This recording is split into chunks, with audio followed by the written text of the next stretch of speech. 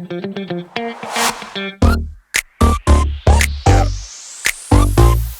it.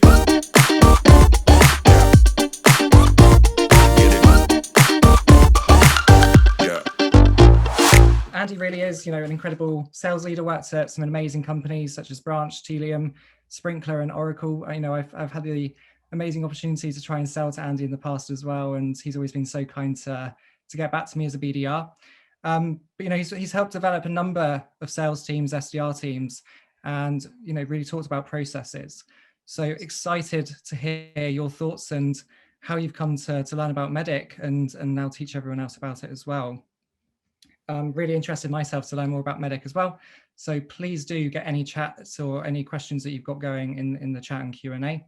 One poll that I want to get kicked off and started with though is, let me launch this. So do you currently use a sales methodology at all? Anyone? Give a couple of minutes or 30 seconds to answer this. It won't let me vote. It won't let you vote. I'm pretty sure I know what the answer is though, Andy. Yeah.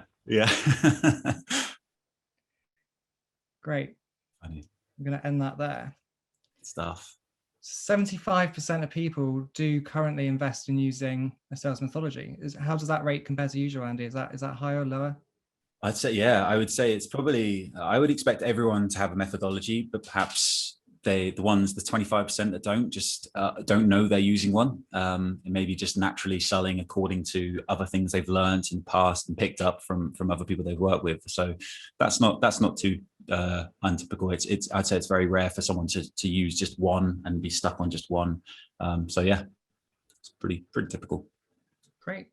And if you want to put in the chat as well, I'd be really interested to learn what sales methodologies people have been using in the past. Yes, indeedy. Ben? Cool. Sandler, MEDDIC? Sandler, yeah, good stuff. Challenger, yeah, good one. Lots of MEDDIC, that's good to see. MEDDIC and Spin, Corporate Visions, good one. Cool. MEDDIC, Ben, Sandler. Some good stuff. It's what you'd expect to see, and I think there's probably a lot of people seeing that who voted in the 25% go, oh yeah, actually I suppose I do as well. So all good. Shall I share my screen? Great, over to you, Andy. Looking forward to this. Take it away. Cool. Thank you very much, Ben. So hey everyone, it's awesome to be here. I'm a big fan of sales, as you may expect. I'm a bit of a geek of sales, so the chance to kind of continue to talk to people about MEDDIC and about sales is like pretty cool for me. It's kind of like what gets me out of bed in the morning, as sad as that may sound, but that's kind of me. And I actually have like a real passion for like the top of the funnel, even though a lot of people think about MEDDIC as being more to do with the deals that you have in play. I always, like, the strongest part of my game as a salesperson was in that kind of pipeline generating side of things. So I'm excited to obviously talk to SDRs London today, and I think I'll give a shout out, and I promise you they're not Tom and Stairs, but a shout out to Wiser, because what they do for the community I think is incredible. So great to see. So what we're going to talk about today, I'm not going to read the agenda through, you can see it on here, but it's basically a lot of stuff about MEDDIC, and we've built in a couple of sections for Q&A because I was genuinely astounded by the amount, first off, the amount of questions we have, but secondly, the quality of the questions was, for me, I just thought it was incredible. It shows like a really astute understanding of sales and some really interesting questions around MEDDIC. So I'm excited to get into those. And we're going to, I was saying to Ben earlier, I actually shortened down some of my content so we'd have time for the Q&A. So yeah, that's really important. So we'll start with who am I? Ben, thank you for the introduction. It was very kind. I'm not going to talk too much about myself, but just to give you guys some context, so you know where my experience comes from, where my perspective comes from. But secondly, because not that long ago, well, it seems like a long time ago when you say it's 15 years, but it doesn't feel like that long ago, I started into B2B sales, as most of us do, as an SDR. It wasn't the start of my sales career. I'd been doing B2C sales. In fact, I was like a manager of a Phones for You store. I managed a 20-person team for a home improvement company. So I kind of done quite a lot in sales before coming into tech sales, but like so much was the story in my career, I've had to kind of take a step backwards, what would seem like a step backwards, take a couple of steps forward. And so I couldn't get into B2B sales. No one would give me a shot. And so I ended up taking a role as an SDR, even though, the last role I had was managing 20 people and, a big £1 million budgets and stuff like that. And it was the best thing I ever did. In fact, back then it wasn't even called an SDR, it was called telesales. We didn't have posh titles like we do today. So that was that thing there. And how I got into the field was I was one-to-one with this AE, and he didn't like doing meetings on Fridays. If I ever booked him a meeting on a Friday, he would rebook it. And it used to drive me crazy, because you know what that's like. When you rebook a meeting, often they fall out. And so I got so fed up with this. I know it sounds bad, but I complained to my manager. And she said, look, if it happens again, then you can do the meeting yourself. So I was like, all right. And then from then on, I was basically an SDR Monday to Thursday, booking meetings for myself on the Friday. And as you can imagine, before long, I started to sell them. And that's how I became an AE, unofficially to begin with, and then more officially. And then I got my second job at another company, which was a startup, first employee there, and kind of started to build out the team, and then sort of got into management there. But again, it's kind of back into management, into leadership. But then I took a couple of steps backwards to go to Oracle, because it was like upping my sales game big time, much more enterprise, much more like much bigger companies I was selling to, all that sort of stuff. So again, like back down. Now you'll notice, or you might notice, that the lines on here correlate to the timeline. And I stopped being a manager when I went to Oracle, but you'll notice that I didn't stop being an SDR any time in my career. I didn't stop being an AE any time in my career. And that's because I think that the best and the most effective people in sales think about the top of the funnel, and they have a passion about the top of the funnel. So in my mind, I've never stopped being an SDR, no matter what job I've been doing. Even when I was running a region for branch, never stopped being an SDR. And some of the best sort of feelings I've had in those roles has been kind of booking those top meetings that you've worked with as a team to kind of get them with. So that was that. Then I went to Sprinkler. Sprinkler's been in the news a lot lately because they just IPO'd, great company. That's where I learned MEDDIC. So that for me changed the trajectory of my career. And often what happens with MEDDIC is it comes top down, right? Your managers, your bosses say, hey, we're doing MEDDIC now. And you're like, oh, what's this? Last week we had a new outreach tool. The week before it was a new sales process.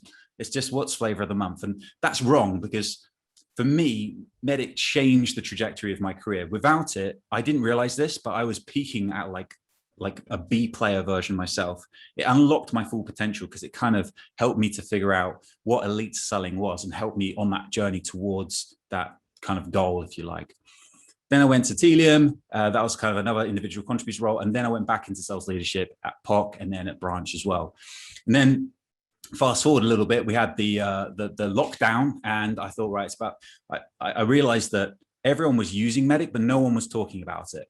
And so I decided, let's write a book. Never thought I would get it done, but lockdown helped me along that journey, and we got the book done. So that's been, relatively successful in my mind. I honestly thought that if I sell like 50 books, 100 books, I'll be happy. And last week we went over 5,000 book sales. So pretty happy with that. Would never have imagined it would be that successful. So thanks to anyone that bought it so far. But yeah, that's the book. And then from there, I built an online trading course for MEDDIC, so you can go on and get certified. And that's kind of my full-time job now. And I'm focused on some other things. I'm aiming more back into SaaS and got some exciting things up my sleeve to come there. So that's kind of me. Right, hands-on buzzers, first chance to win a book. The first person, and Ben, keep watching this, first person to get this right of what is MEDDIC wins a book. All right, so keep an eye on the first person to get the answer right. Is it A, a soldier who carries bandages? Is it B, a sales methodology? Is it C, a sales process? Is it D, a qualification framework? Is it E, the name of Lewis Capaldi's eagerly anticipated second album? Or is it F, a checklist? All right, I did see the correct answer in there. I saw a lot of what is technically incorrect answers, which is a sales methodology. The correct answer is D, a qualification framework. Now, I know what people are probably like throwing their MacBooks off the desk and furious that they got it wrong by saying it's not a sales methodology. Let me explain. So MEDDIC is orientated very much around qualification. It's a qualification framework.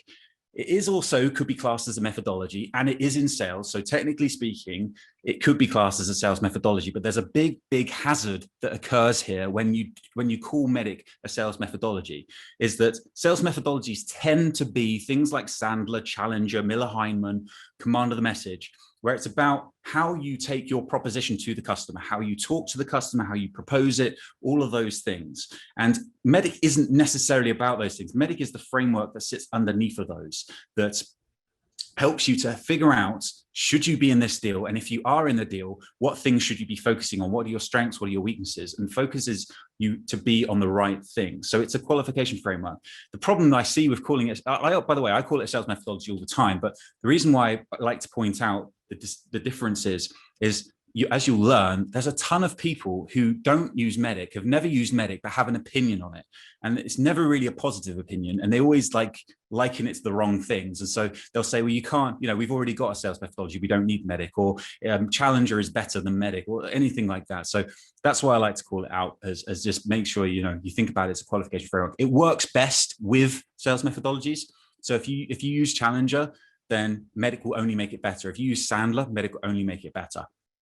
So that's that. So what is qualification? Well, it's not what BANT makes you think it is. We've been brought up to think that qualification is one thing when it's not. Good qualification is not about what we think it is. What good qualification is answering this question. Can we provide enough value to our customers, to our potential customer, that makes this engagement worthwhile for us and for them? Not just for us or not just for them, a mutual exchange of value. It's a question, and you're qualifying all the time to figure out whether there's enough value for you to put your effort, for your expertise, your time into the project. And likewise for the customer, whether they're prepared to invest the time they need to invest in the opportunity for you as well. What we constantly are told what qualification is, though, is asking this question of, can this customer buy? And you know what this looks like. Have you got budget? Do you have authority? Do you need my solution? What is your timeline? These sorts of questions for the customer suck. They're all orientated around the salesperson, right? But they don't help the customer. If you get asked these questions, it feels like an interrogation. If you get asked these questions, there's no value for you as the customer. You're not learning as you're being asked these things. And the real point that really bugs me about this is most of the time now, because of how innovative technology has become, and there's so many different ways of doing things now, the chances of the customer knowing what your solution does very well are very, very low, especially with how good you folks are at outbounding and catching people's attention that hadn't even considered using your solution before. So the idea of them needing your solution and therefore having a budget for it doesn't exist. So BANT is okay, but it's very much orientated around inbound qualification of, is this the right, are they approaching us for the right reasons? It's not going to help you to qualify whether there's enough value for you to enter into an engagement with this customer and for them to enter into an engagement with you. So we'll come back more on that in a second, but just to kind of put some credibility around this, because, I think that it's one thing, me, the guy that wrote a book about it, saying it's great, but look at these companies. These are some of the most elite companies in our industry. They use MEDDIC. They advertise MEDDIC as being part of the requirement on their job descriptions. These are the people that work at these companies are some of the top earners in our industry. If you want to have a live look for yourself, you want to see where people are recruiting for MEDDIC, go on LinkedIn, go on the job search, type in MEDDIC as a keyword, and you'll find, at the moment, there are, I think, I can't see because the Zoom thing's in the way, I think it's 100, there we go, 107 MEDDIC companies right now. Likewise, if you search for MEDDIC with 2 C's, 49, if you search for MEDDIC, you can get that to work. So there's almost 200 companies just in the UK recruiting, and they're specifying MEDDIC as a requirement for the roles. Now, if you were to combine Sandler, Challenger, Miller Heiman, all those companies together, I don't think, even if you combined all the jobs in the UK that mention those, I don't think you would find there's 200 in total if you combine them. It's not to say they're not any good. That's not what I'm saying at all. I'm just talking about the proof point here of how prevalent and how prolific MEDDIC is among the best, the most elite companies in our industry. So pretty kind of proven and credible in that regard there. But to understand MEDDIC, if we're going to start talking about MEDDIC, to understand MEDDIC, we have to go back in time to where it all started. And yes, that is me in a time machine set for 1996, probably the best slide you've ever seen. If not, I want to see which one's better because I want to copy it. But that is me in a time machine. We're going to go back 1996, a company called PTC. Now, PTC are not as prevalent as they are now, but back in the day, they were like the top. They were the snowflake of their day. They were the MongoDB of their day. All the most elite salespeople were working there. And what was happening was they were led by this guy, John McMahon. You might have heard of this guy, probably the greatest sales leader of all time. Dick Dunkel, probably the greatest sales enablement guy of all time. And the godfather of MEDDIC, Jack Napoli. These guys kind of were the nucleus of creating MEDDIC. And the way it came about was this. Basically, PTC had been seen to be the most elite sales organization, and every company was trying to hire their salespeople because of how strong the team were. So they were losing salespeople, and they couldn't hire good people fast enough. So they needed to take the best people and teach the new people to be like the best people. So Dick Dunkel, the guy in the middle here, great name as well, isn't it? He was tasked with this. He went all around the world speaking to the PTC salespeople and trying to find out what was making them successful and what was not making them successful. He compiled this down to 3 key questions. He asked them, why did PTC win? Why did PTC lose? And why did PTC deal slip? By slip, I mean it's forecasted for a certain date and it doesn't close on that date. And what he found by asking, literally there's over 1,000 salespeople at PTC at this point, what he found was that there were 6 commonalities in the answers. No matter where he went, there were 6 commonalities in the answers. Now, it's really important to understand what's happening here. PTC were evaluating what was making them successful, what was making them unsuccessful, right? They were evaluating what was driving customers to make decisions. This is really important context because, as you'll learn later on, a lot of the people that have misconceptions about MEDDIC claim that it's something that it's not meant for customers, that it's not devised to help customers make decisions, but it's literally reverse engineered from how customers make decisions. So it's like built from the ground up with customers in mind. So this is Dick on his whiteboard. He's figuring out like what are these 6 commonalities, and of course they turned into the acronym of MEDDIC, the original acronym of MEDDIC as we know and love it today: metrics, economic buyer, decision criteria, decision process, implicate pain. In fact, it was identify the pain at the time, and champion. Now, you might be thinking, hang on a minute, I thought it was MEDDIC with 2 C's, but now he's saying it's 1 C. And also people in the chat keep saying it's MEDDIC with a P. What's going on? Is it potato kind of thing going on here? Well, MEDDIC with 1 C was the original MEDDIC, right? Remember, this is like 25 years ago. Since then, the landscape of technology has evolved. If you think back to 25 years ago, there was no license agreements, there was no subscription models, there was no cloud. It was very much easier to buy technology back then, certainly from a paperwork perspective. But today you've got data privacy, cloud agreements, subscriptions, all this stuff. And so the paper process becomes the #1 reason why deals slip today, why deals that are supposed to forecast on a certain day don't get done in time. So a lot of people will break out a P in paper process, in MEDDIC, sorry, to help them focus on getting deals closed on time, which makes a lot of sense to me. I'm sure you'll agree.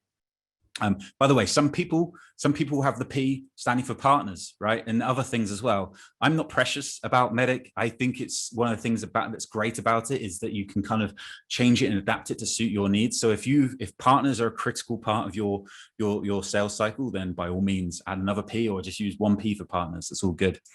Likewise, competition. If you think today, 1,000 new SaaS companies pop up every week. But it's not just about your rivals' competition. Competition is anyone that's rivaling your budget or initiative or resources. Okay, so it could be something completely different that is going to steal the project manager that you need for your project, could be classed as competition. So it's getting that view of what things could compete with you for your deal. So what does it all mean? We're going to dive in a little bit into each part. Now, one thing I want to just caveat and say is there's like a 300-page book about MEDDIC. The online MEDDIC masterclass is like 8 hours of content of like, it'll take you 8 hours to go through it. So in a webinar, we're not going to be able to go into like massive detail. So this is really just designed to kind of give you an indication and insight into what each part of MEDDIC is. There's loads of more resources online. It's not just, I'm obviously not trying to sell anything here. There's loads of stuff on my YouTube channel that's absolutely free, but this is just, I just want to caveat this, you're not going to come out of here being like a MEDDIC expert because there's so much depth in it, but this will give you a good start. So the first bit first, metrics. Metrics are the quantifiable measures of value that your solution provides. This is basically the best way I like to think about metrics is imagine yourself, if you had that time machine, you've closed the deal with your customer and you fast forwarded 6 months into the future and you're in a QBR with the customer. What would be the KPIs in which they'll be measuring the value of your solution against? Those are likely to be the same as your metrics. What is the value that the customer gets from your solution? What is the thing that's going to make them say, yes, this is a worthwhile investment? I like to split these into 2. Metrics 1s, M1s, which is your proof points from your existing customers. If you're in a new opportunity, or if you're even in the top of the funnel, you're outbounding to someone, if you can use, as I'm sure you do, reference points from existing customers in at very early stages, it helps the customer with social proofing. It also helps them where you're not calling their baby ugly, right? You're not going in and going, hey, I've been on your website and I saw that this doesn't work, or this is slow, or this sucks, kind of thing. If you're able to see what you're selling against. So it doesn't call their baby ugly. It also makes them realize that not only are they the only person that's got the problem, someone else has got the problem. And better still, you help them fix that problem. So it's a really nice way of crossing over from not having to dive into discovery straight away, not having to dive into your product pitch deck straight away. You can just talk about how you've helped other customers with the same problems that customer's having. So really strong one. Metrics 2, you want to transition into. So this would be where you go from talking about other customers into how you specifically can help that customer. Metrics, you can only talk about in the language of value. Next up, economic buyer. This is the person's the overall authority in your deal. So this is generally the person that can veto the deal. They can say yes when others say no, and no when others say yes.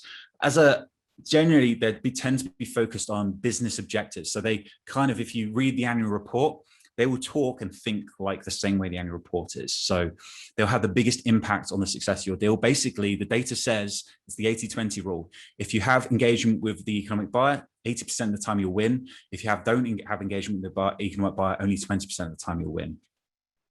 So now we're going to get into the 2 Ds, right? So that these are both for decision factor. And just before we get into them, I wanted to show you this. This is some data that came out from companies that were buying email service providers. I picked it because, you know, everyone understands what email service providers do, right? You know, your kind of your Eloqua's, Responses, Braze, MailChimp kind of space, but kind of like the marketing cloud space, right? And I know probably the people in that sector are probably hating on me right now for classing Braze as an ESP or something like that, but you know what I mean. Now, what this shows is that in 1,847 respondents who talked about when they bought an ESP, these are the departments that were involved. So what I love about this is that somehow some companies, 4.1% of the time, bought an ESP, an email solution, without involving marketing. But as you can see, basically 96% of the time they're involved. What this shows is there's 24 departments involved in decisions to buy marketing tech in this case. But you can imagine how this would be similar across all the different types of technology you solve. So there's lots of people involved in the decision process is the point I'm trying to make here.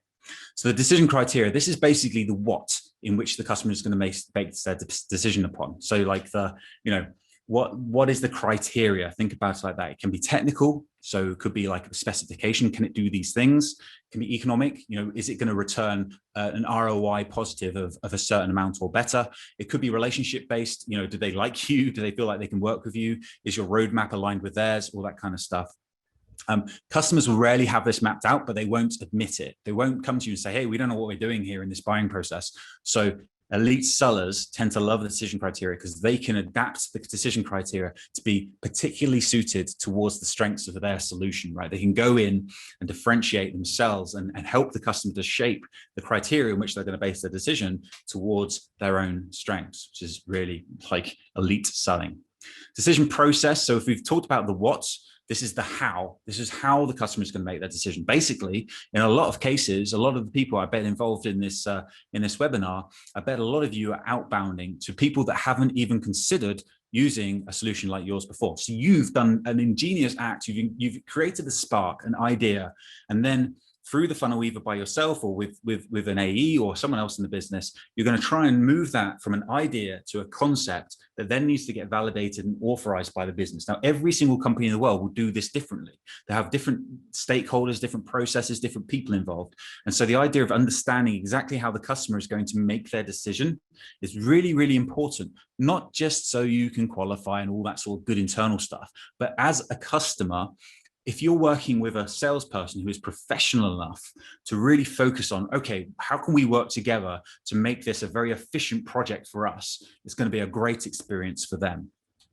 The biggest impact on the sales velocity of a salesperson or sales team is the time it takes you to close a deal. It's more impactful than the amount of opportunities. It's more impactful than the average order value and your close rate. The time it takes you to close is the biggest impact on your success as a salesperson. If you can shorten the decision process, then you're going to be more successful. Simple as that. So this is really key for that side of things. Paper process. So this is, often rolled into the decision process. If you don't see a P, often people put the paper process inside of the DP. But basically, it's, how are you going to get your deal signed? So it's basically comes down to three parts: process, people, and timing. If you don't have clarity on those things, who's involved in the process, what the process is, and what timing is involved, you won't be able to accurately forecast. It's the biggest reason why deals slip. People going on holiday, people not being available to sign things, people being ill, all those kinds of things can happen. If you don't have contingency plans, it's likely your deal will slip. Implicate the pain. This is a huge one. So a lot of people will class the I in MEDDIC, and initially it was identify the pain. I don't think it is enough in today's world to simply identify pain, because customers have so much opportunity to improve their business. There's so many things they can do today via technology, via new methodologies, all sorts of stuff, that it's not just enough to identify there's a pain. You have to make the customer feel implicated in that pain. They need to feel like it's an urgent thing they need to fix. And the only way to do that is to find enough pain and then attach a value to solving that pain via the metrics to really drive urgency. There's some great questions around urgency in the questions. This is it. It's about finding pain and using two-sided discovery. And what I mean by two-sided discovery is where you're asking a question not only to extract the information to help you to understand how you can better help the customer solve their problems, but also by asking the right questions and forcing them to dig deep inside of themselves to answer them, they're going to be making themselves feel implicated in the pain. It's going to be like, oh God, I wish Ben would stop asking me all these questions about my problems, because it's really making me realize how serious they are and how much I have to solve them. And so building up. And so it does two things. It helps you uncover more information, but it also helps to increase the urgency with the customer, because they're going, yeah, you know what, actually, God, I didn't realize what a problem this was. I really want to fix it sooner. So yeah, so big solutions on little problems equals big discounts. And a problem that is not well defined will never get executive sponsorship. So you really have to dig in deep to uncover the pain here. Why I talk about 3 I's: you find pain, you identify it. Most salespeople now, they'll indicate the pain to the customer. They'll do an ROI, right? They'll say, this is how much it's costing you, or this is how much potential there is if you use our solution. That's fine. But the implication bit is really what will separate you from being third or fourth on that priority list of things that the customer wants to do to right at the top.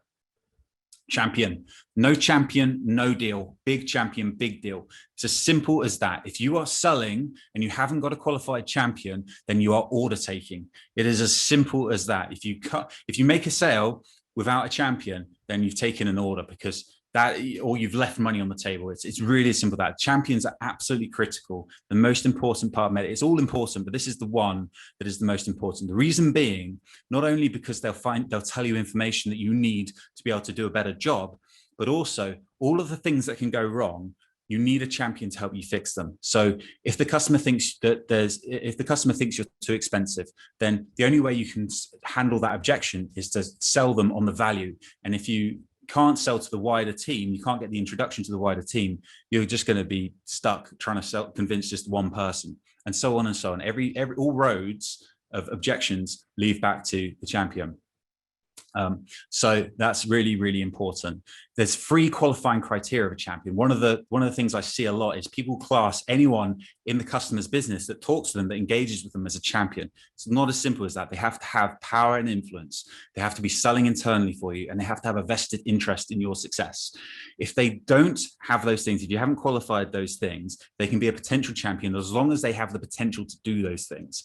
If they don't, for example, power and influence is very, very hard for a salesperson to make a customer have in their own business, unless they're like some sort of Tony Robbins inspirational speaker or something. That means they'll just be a coach. So it's okay, right? It's not a bad thing to have a coach, but you do need a champion. You need someone with power and influence in that business. Last but not least, competition. As I said before, competition is any person, vendor, or initiative that's competing for the same funds or resources you are. You may sell marketing technology, right? You may sell the hottest marketing technology in the market right now. But if that economic buyer, who's the economic buyer for you, is also considering implementing new HR software, and it's going to use the same amount of mind share of project managers or budget or whatever it is, then all of a sudden Workday HR software is your competitor in the deal, because they're the ones rivaling you to get the deal done. So think about it much more broadly than just your rivals. Think about it as any one person or thing that is competing for the same funds or resources you are. It could also be inertia, right? That's another thing that can happen if they just decide not to do anything at all. That's what you're competing against. Never, ever, ever knock your competition. It never works. We all know this, but yet, you've heard this before me saying it a million times, but people still do it all the time. It does not work. It just makes you look weak. It makes you look insecure. Focus on your own strengths. Focus on using the equation you see at the bottom there. Focus on finding pain, quantifying that pain with metrics, getting whatever the way you'll solve that pain built into the criteria in which the customer is going to make a decision, and get your champion to buy into it, and you will win. It will mean that if you've differentiated yourself in the decision criteria, that when your competition tries to come and discount their way to beating you, you can stand there and say, sure, I appreciate they're cheaper, but if you remember, when we designed the decision criteria, you said you needed these 3 things. Are they able to do those 3 things? No, they're not. Okay, well, that's why they're cheaper. It just makes you defensible. So it's really, really important to tie it all together. Don't knock the competition. Use your own strengths. So who can use MEDDIC? We're going to jump into some Q&A in a second. Who can use MEDDIC? Basically, anyone in the revenue team. So SDRs can use MEDDIC. It's a question I get a lot, and it's a very, very astute question.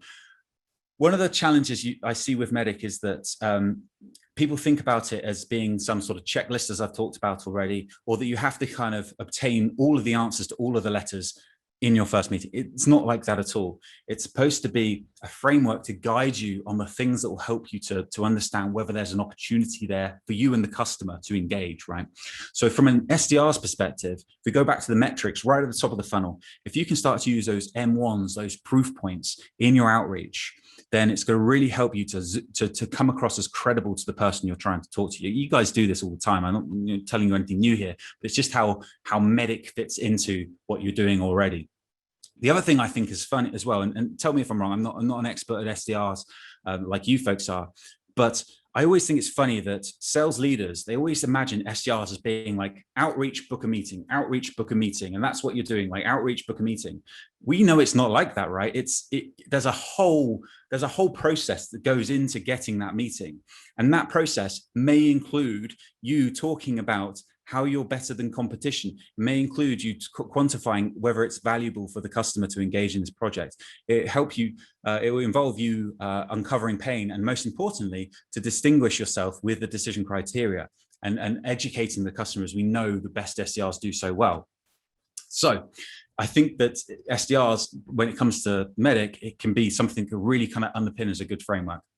AEs, AMs, that one goes without saying. Sales engineers, from a perspective of using the decision criteria, is really key there. The SEs are the people that have the most technical knowledge, so it makes loads of sense to make them kind of own the decision criteria. And then CSMs, there's no better handover than a MEDDIC handover. You're going to know why they bought, who the stakeholders are, what the process is, and all that sort of stuff. So, got some time for Q&A 1. Wow, I'm really getting into this. I'm gonna have to speed things up. Let's go, Ben. That was fantastic, Andy. Like, really opened my eyes to what MEDDIC is. So I do want to dive straight into some of these questions. The first one I'm going to go to is from Lauren Brown. She submitted, when you started, what was the hardest part of MEDDIC to master? Yeah, great question, Lauren. For me, for me, and I see this with a lot of people as well, it's metrics. people try to solve metrics too quickly. And the reality is metrics will iterate over the sales cycle. So in your first meeting, they're going to be rough. They're going to be maybe not that articulate. And the idea is, the more you learn, the more feedback you get from the customer, the more you're going to be able to enhance the metrics to better suit the customer. Basically, the way you want to think about metrics is they are almost like bullet point text of value that anyone in the customer's business, if they were to look at it, they'll go, okay, I see what your solution, I can see what Lauren's solution does here. I can see the value it brings. I can see why we're talking to them, whether it's a CFO or anyone. Great, thanks. And I think to combine a few questions together, as people are talking about other sales methodologies, Champ, Bant, Spiced, how do you see that fitting in with MEDDIC and the process, and when should we be using one and not the other? Yeah, so I think you can only really use one sales methodology fully. There's a few reasons for this. One I'd say is that one of the strengths of MEDDIC is it's like a common language. So if you think back to that slide before, all the different people in the revenue team defining a champion is the same thing, talking about the decision criteria is the same thing, economic buyer is the same thing. It's loads of value in having that common language to help people understand, how is a deal going? How can we help improve it, kind of thing. If you have it more than one, then it's going to muddy those waters.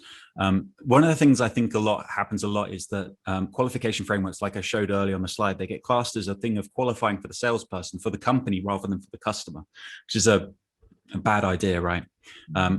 Another thing as well I see happen, you mentioned Spice there. That's one that comes up, not very often, but it's one that comes up in relation to MEDDIC a lot, because I think the people behind Spice, who are some really smart people, I'm not knocking them for a second, but they've kind of positioned themselves as like the alternative to MEDDIC. But the way they position it tells me that they've not used MEDDIC. It's a bit like if I was BMW and I was selling against Mercedes, it's like I'm saying, well, the problem with Mercedes is it hasn't got any lights and it hasn't got any brakes. You'd be like, have you ever driven a Mercedes? Because I'm pretty sure they have lights and brakes. So their kind of positioning tells me that they haven't used it properly, which is pretty common, I'd say, in MEDDIC. A lot of times I find when people are kind of criticizing it, critiquing it, I'm like, well, you haven't used it. You're thinking about it as a checklist. So that happens a lot, I think. One from Milton: why is budget and timeline never included in this methodology?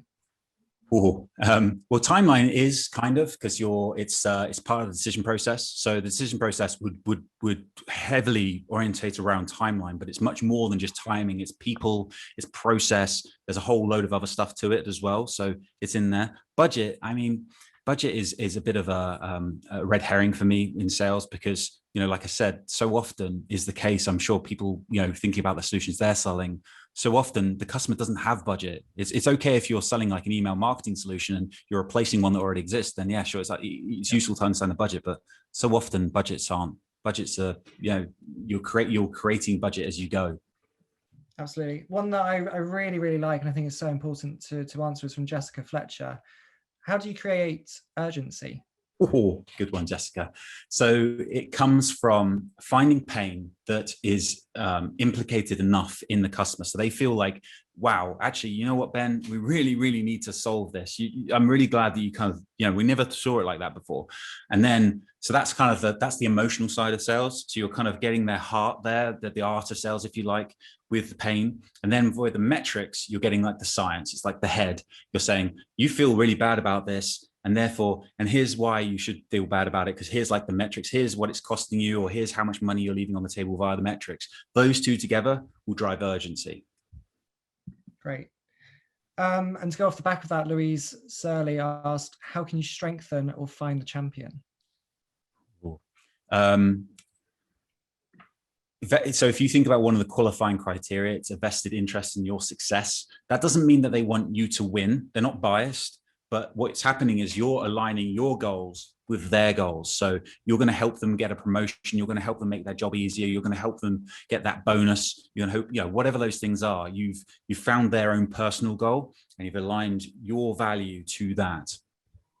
That's actually a big part of the next bit. So I might segue nicely into that, and then we'll get back into the Q&A in a second. Does that make sense?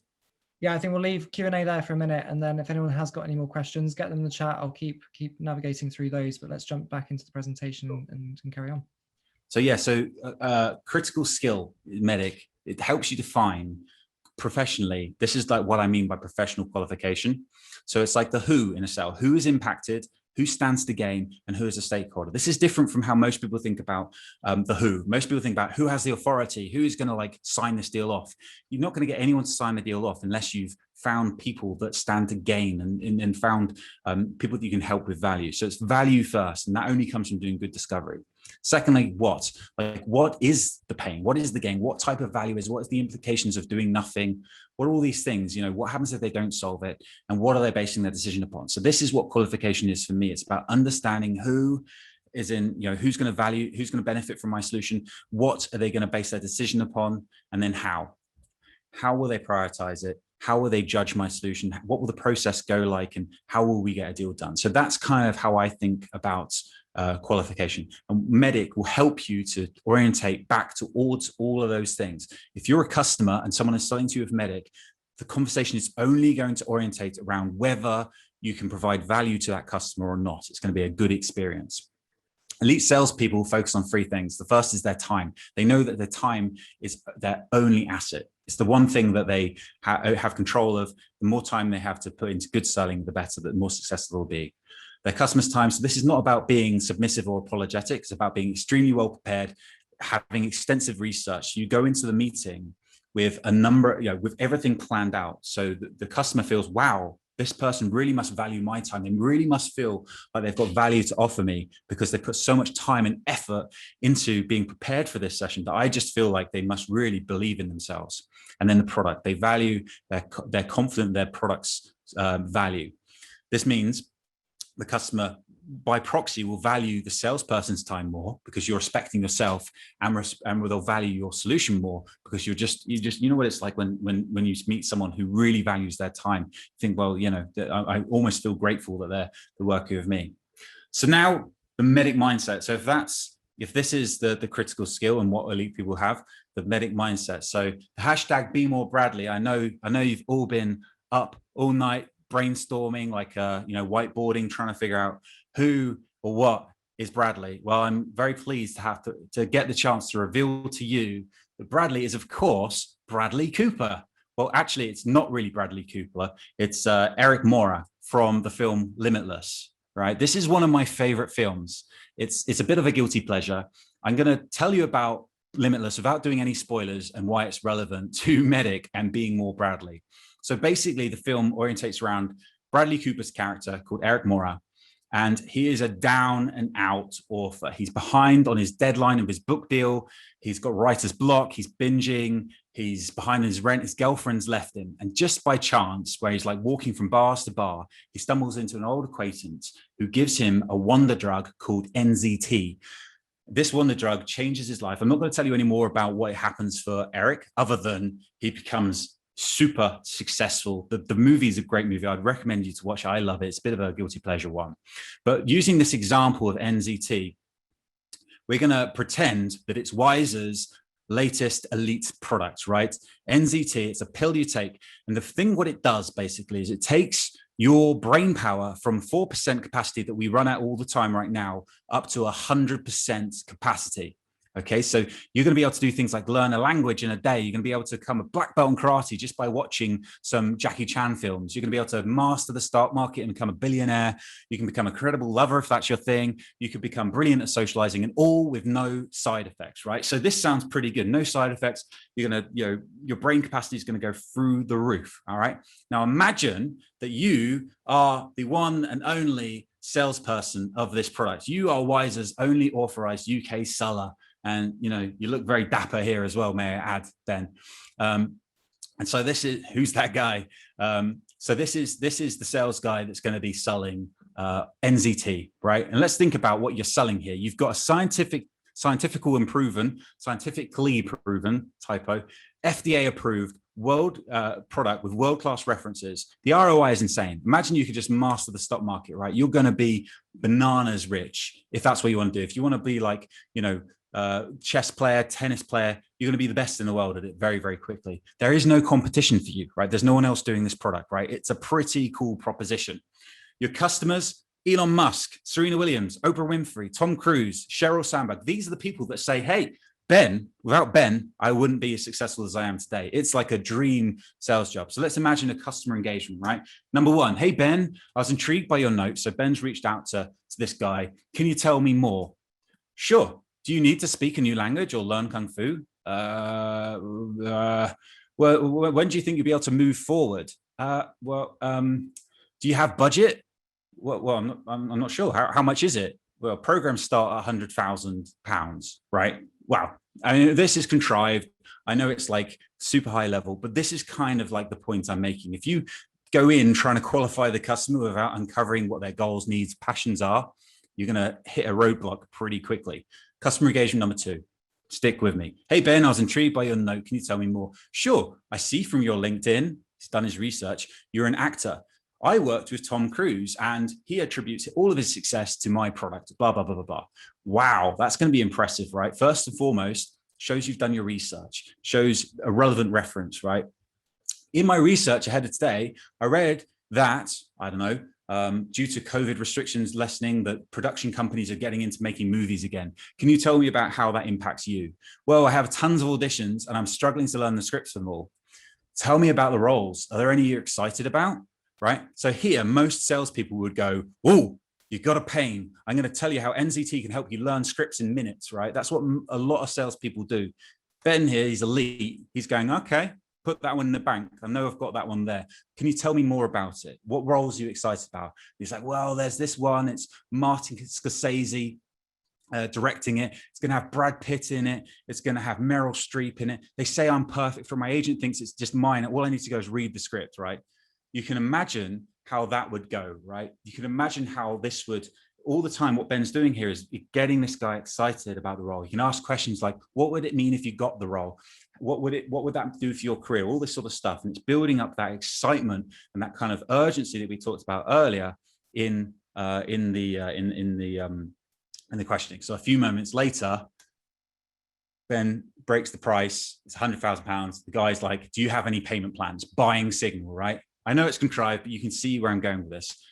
Customer engagement number 3, programs, same things happen. Programs start £100,000. No, you're kidding. I can get a coffee to stimulate my brain for £3, right? This is what I mean by be more Bradley. If you imagine, this is how you need to be with your solution. You need to be as confident, as bullish about your solution, what you're selling, as what Ben would be as he is selling NZT. If you're not confident about your solution, I have to say this, and this is going to sound harsh, you're either selling to the wrong people, which is okay, you just got to qualify out those deals, or you need to find another job with a product that you can be passionate about.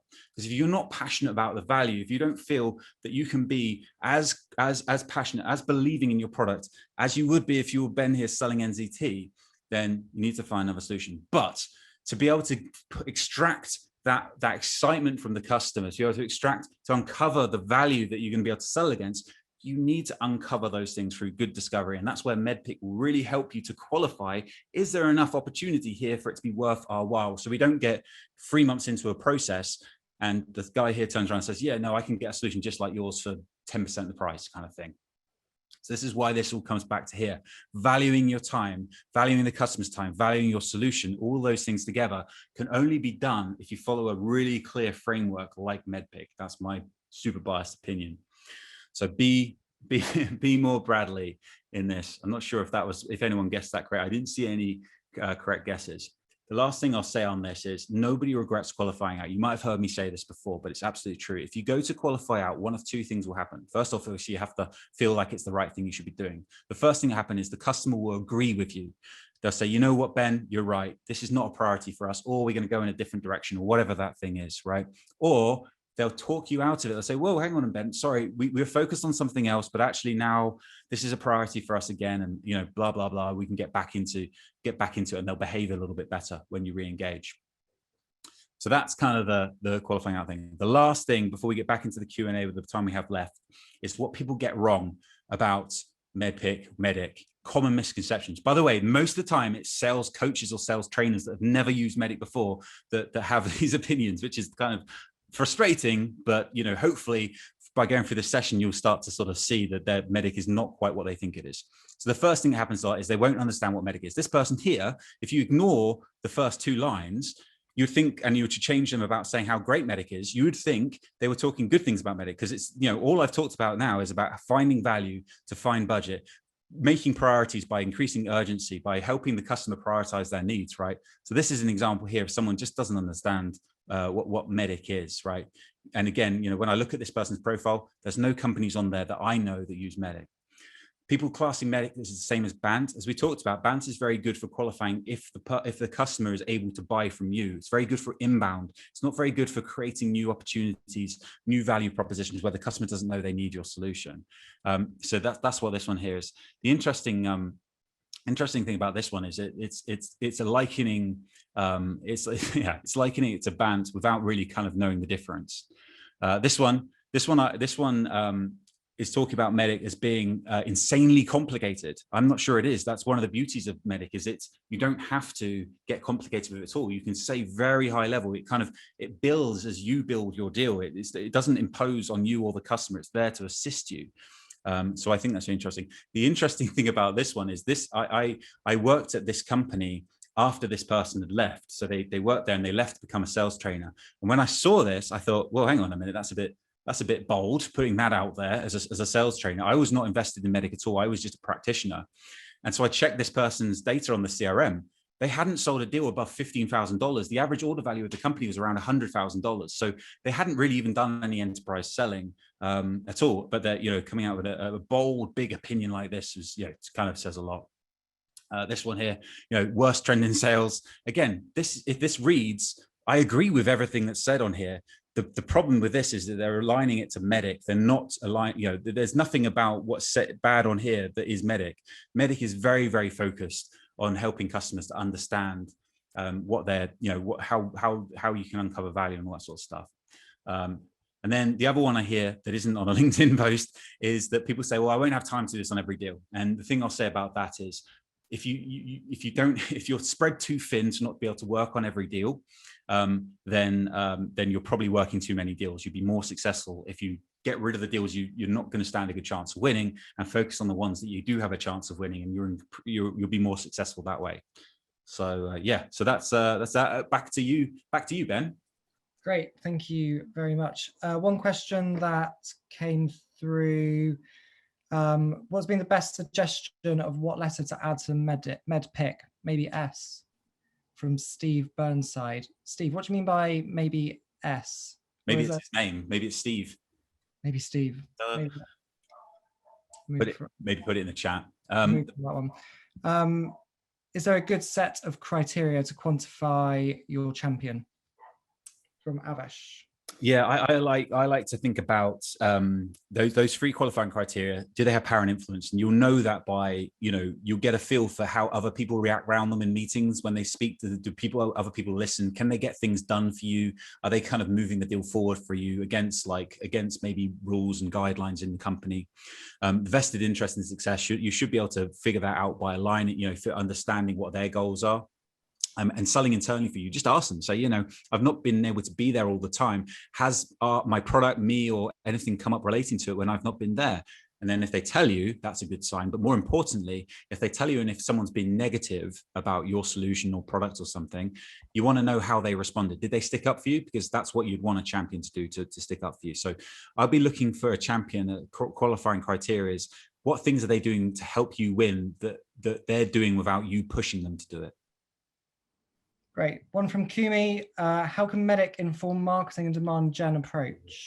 Love this one. So if you think about the life cycle of sales, and you think about going from metrics 1 to metrics 2, so you're taking value from other customers to new customers, and then making them personalizing the value you're going to provide to that customer with them. If you bring marketing into that loop and start putting metrics in the top of the funnel, that's a really, really good thing to do. So everything your customer sees, they can't help but see numbers and value relating to all of the good stuff you do.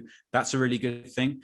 The other thing to do is to start to do events and personas based on champions. So do champion building events, do more senior events focused on economic buyers and bringing more senior stakeholders together. So that's how they can really kind of help to sort of bring that whole loop together. Harry Nolan said, how many of the letters would you expect to walk away with after a 30-minute discovery? And which would you say are the most important, I guess, to focus on in the early stages? Good question, Harry. I like the M, I, and C. So metrics, implicate, pain, and the champion. If you can come out of a first sort of initial meeting focusing on, is there enough pain here, and can I quantify it to make me make this worthwhile for the customer, make it worthwhile for me to engage in any more conversations, and is this person a potential champion for me? That's a really good place to start. And then on top of that, the decision criteria, just so you can start to sort of shape the deal towards your strengths. One that hasn't been asked, but I do want to ask myself is, I think it's really important to do as much research as possible. So how much of this can you find out before you even start outreaching to that prospect? Yeah, great question. So the M1s again help. So if you think about how you've helped other similar customers, that can help.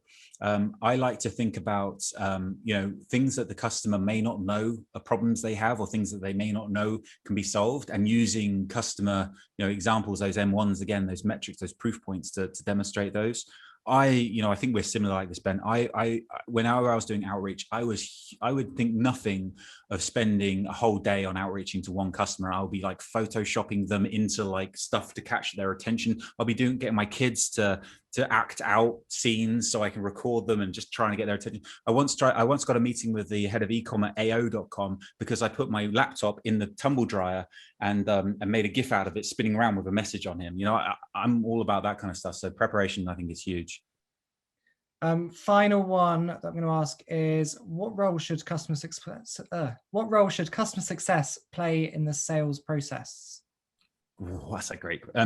So for me, so this comes back to the customer success team themselves, like depending on how much bandwidth they have to be involved and all that sort of stuff. For me personally, I loved bringing customer success into opportunities as soon as it was clear that there was a real tangible opportunity there. I like to introduce the person or the people that they're likely to be working with to the customer, so they're infinitely more credible than salespeople for obvious reasons.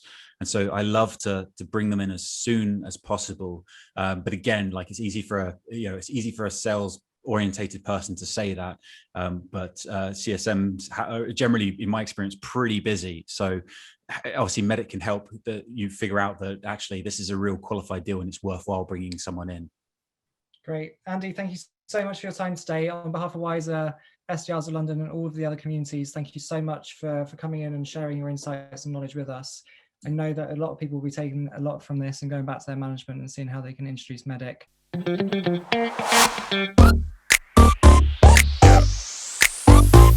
Get it.